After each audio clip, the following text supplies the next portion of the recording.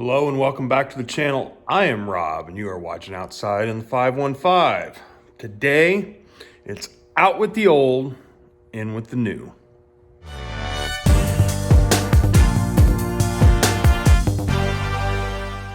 So like I said in the intro, today is all about out with something old, in with something new. And I'll turn you around and show you what I mean. So this right here is what I used to sharpen chains with. It's a Harbor Freight, Chicago Electric chain sharpener. And it did okay. It sharpened chains just fine. I really like the handlebar, the handle grip brake, lock, whatever you want to call it. I did enjoy that.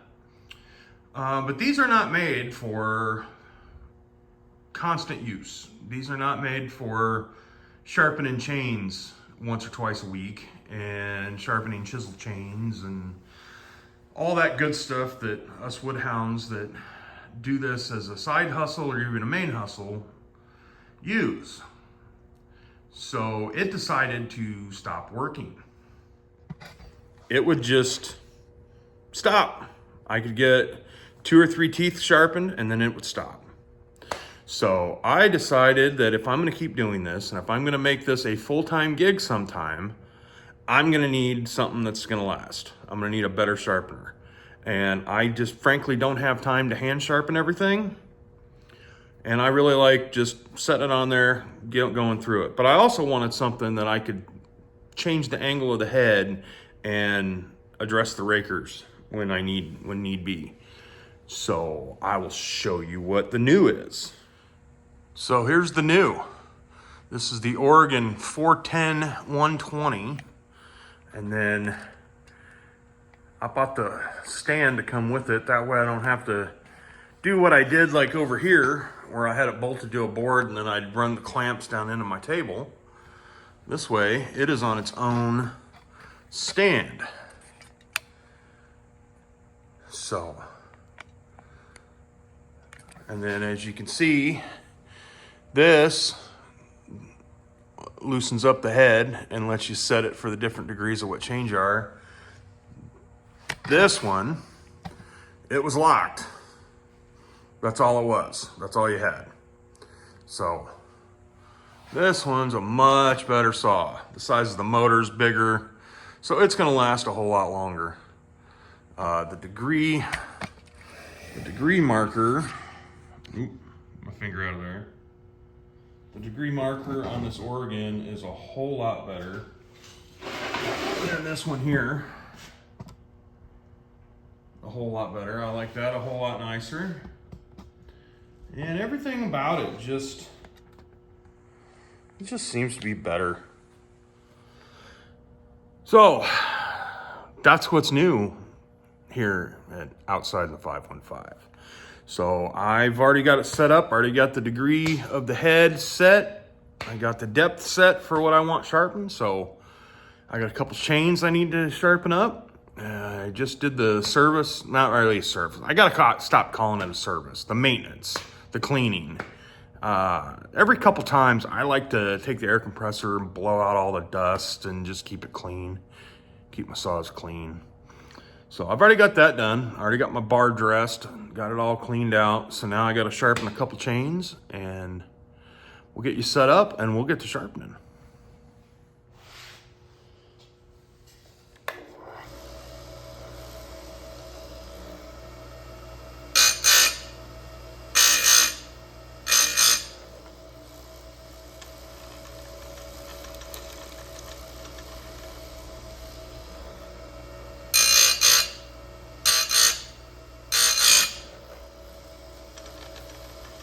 It's gonna take a little getting used to.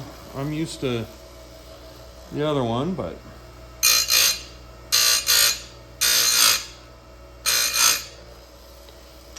it already sounds better. The motor doesn't bog down. So.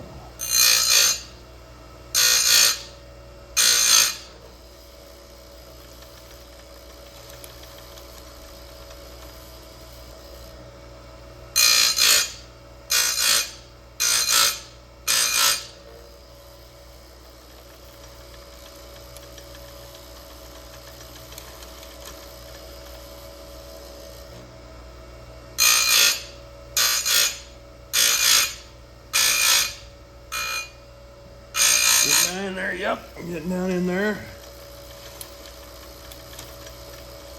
The trick to, I am not an expert at chain sharpening by any means. But I do know that the trick to chain maintenance is consistency. Hitting your teeth the same amount of time with the same tension will get you a consistent sharpen.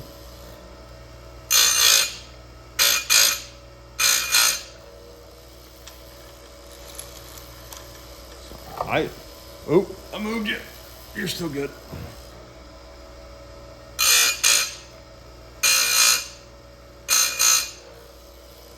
I like this a whole lot better than the other one. This is pretty nice.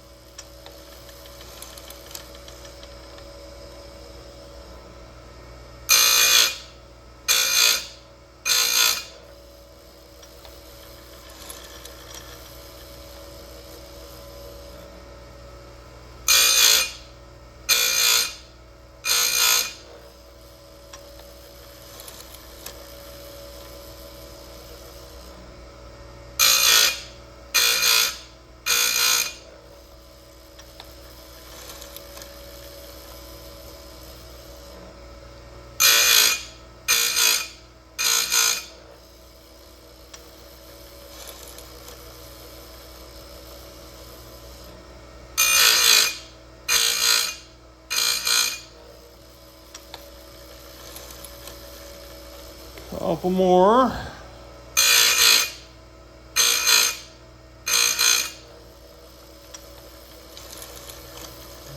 I already got this one. Yep. We'll set it on there, and then we'll do a changeover for the side, and I won't bore you with doing the whole other pitch. Get it set up. And